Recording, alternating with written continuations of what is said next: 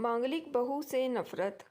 Mummy, मैं कह रहा हूँ ना, मैं सिया से शादी नहीं करूँगा, अन्यथा मैं ज़िंदगी भर कंवारा रह जाऊँगा और यह मेरा अंतिम निर्णय है। अब इस विषय पर मैं आपसे आगे बहस नहीं करूँगा। तभी अभिनव की मम्मी रमा जी ने कहा, बेटा तू समझता क्यों नहीं है? हमने तेरे सामने सिया की जन्म कुंडली पंडित जी को दिखाई थी ना, और उन्होंने सिया की कुंडली में मांगलिक दोष बताया है। अब तू बता, सब कुछ पता होते हुए हम तेरी शादी एक मांगलिक लड़की से कैसे करा दे? तू जानता नहीं कि मांगलिक दोष वाले के जीवन साथी की मौत जल्दी हो जाया करती है? इसलिए तुझे मैं समझा रही हूँ, तू भूल जा सिया को। रमा जी ने अभिनव को बहुत समझाया, पर अभिनव का कहना था कि जब मैंने सिया से प्यार किया था, तब मैंने उसके साथ प्यार करते हुए जन्म कुंडली का मिलान नहीं किया था, ना ही मैं इन मिलानों को मानता हूँ। इसलिए अब बस मैं शादी करूँगा तो सिर्फ सिया से, और यह मेरा आखिरी फैसला है। आखिर रमा जी को अपने बेटे की जिद के आगे झुकना पड़ा और पंडित जी के द्वारा बताए गए अनुसार सिया के मांगलिक दोष को दूर करने के लिए अभिनव के साथ शादी करने से पहले सिया की शादी एक पेड़ के साथ करवाई गई, और उसके बाद सिया ने अभिनव से शादी करी। सिया दुल्हन बनकर अभिनव के घर आई, पर रमा जी को सिया का मांगलिक होना अभी भी खटक रहा था और रमा जी उसे दिल से नहीं अपना पा रही थी, और घर में कुछ भी परेशानी आती तो उसका दोष सिया को ही दिया जाता। लेकिन सिया पढ़ी लिखी संस्कारी लड़की थी और वह अपनी सासू माँ से मिले इन बेवजह आरोपों को अपने दिल से नहीं निकालती, और ऐसे ही ससुराल में उसके दिन कट रहे थे। एक दिन अभिनव ऑफिस से जल्दी घर आ जाता है। तब रमा जी ने उससे पूछा, बेटा आज जल्दी कैसे आ गया? तब उसने बताया, माँ आज सुबह से ही सिर दर्द और बहुत कमज़ोरी आ रही है, इसलिए ऑफिस में काम करने की हिम्मत ही नहीं हुई मेरी। तब रमा जी ने कहा, चल बेटा जल्दी कर, हमें डॉक्टर के पास चलना चाहिए। तब अभिनव और रमा जी डॉक्टर को दिखाने गए। डॉक्टर को दिखाने के बाद मालूम पड़ा कि अभिनव को पीलिया हो गया है, और दोनों जैसे ही घर लौटे रमा जी ने घर को सिर पर उठा लिया और कहने लगी, जब से यह लड़की हमारे घर आई है तब से हमारे घर में परेशानियां और बीमारियों भी साथ लेकर आई है। इसके कदम ही अशुभ है। अब देखो, इसका मांगलिक दोष हमारे बेटे पर भी असर करने लग गया है। कल को अगर मेरे बेटे को कुछ हो गया तो कौन जिम्मेदार होगा? तभी सिया ने कहा, मम्मी जी प्लीज़, और कितना नीचा दिखाएंगे मुझे?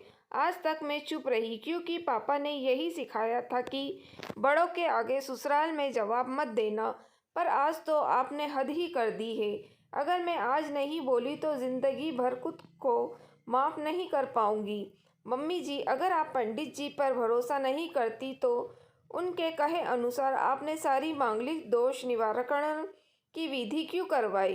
क्यों पहले आपने मेरे पेड़ से शादी करवाई? दोष मेरा मांगलिक होना नहीं है, बल्कि दोष तो मेरा आपकी बहू होना है, क्योंकि घर में जाने अनजाने में कुछ भी परेशानी आती है उसको आप मुझसे जोड़ देती हैं, और जब कोई सास अपनी बहू से सिर्फ नफरत कर रही है तब यह बहू दोष बेटे बहू को नहीं पूरे परिवार को परेशानी में डाल देता है, और इसी बहु दोष से मुक्ति भी सिर्फ सास ही दिलवा सकती है। बहू को अपनी बहू माने, उसे दिल से अपनाए, उसे भी सम्मान दे और यहाँ महसूस कराए कि वह भी इस परिवार का सदस्य है। नहीं तो बहु दोष मांगलिक दोष से भी ज़्यादा पीड़ादायक हो जाता है।